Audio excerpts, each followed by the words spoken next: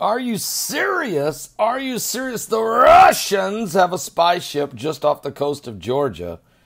It's not illegal. They're in international waters, but just so you'll know, this Russian spy ship is currently conducting surveillance operations in the waters near the United States ballistic missile submarine base located in Georgia, according to Navy officials.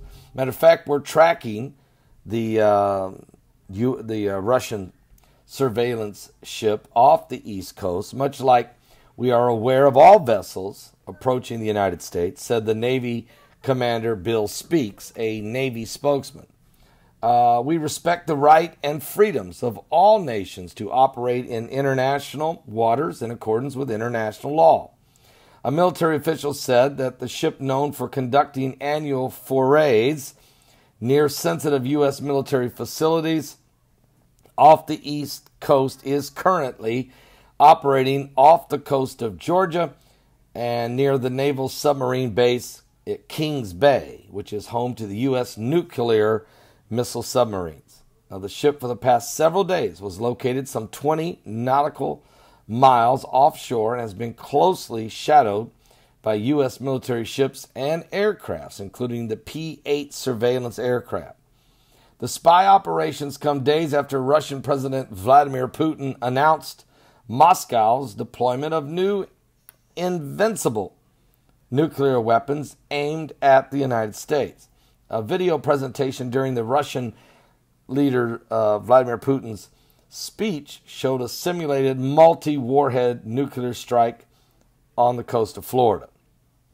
Putin, in a speech in Moscow, also touted a new unmanned underwater vehicle capable of delivering a megaton-sized nuclear warhead against ports and coastal cities.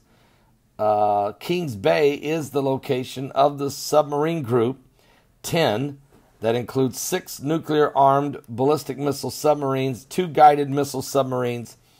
It is also the location of the strategic weapons facility, Atlantic, that is in charge of maintaining nuclear warheads for submarine-launched ballistic missiles. So, the Russians are just kind of hanging out. We do that to them as well. There's no use saying we don't. And everybody's keeping an eye on everybody else. There's no trust really in this world, obviously.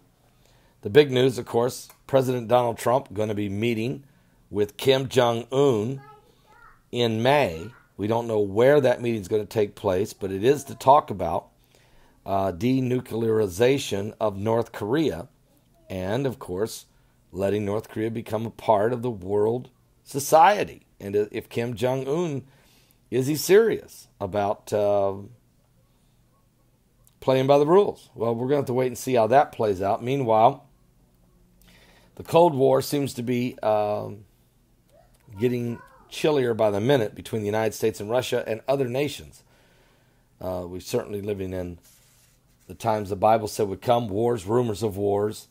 Nations would rise against nations and kingdom against kingdoms. We're going to stay on top of it, of course, studying the biblical prophecy. Russia does play a major role in it as it relates to the Middle East.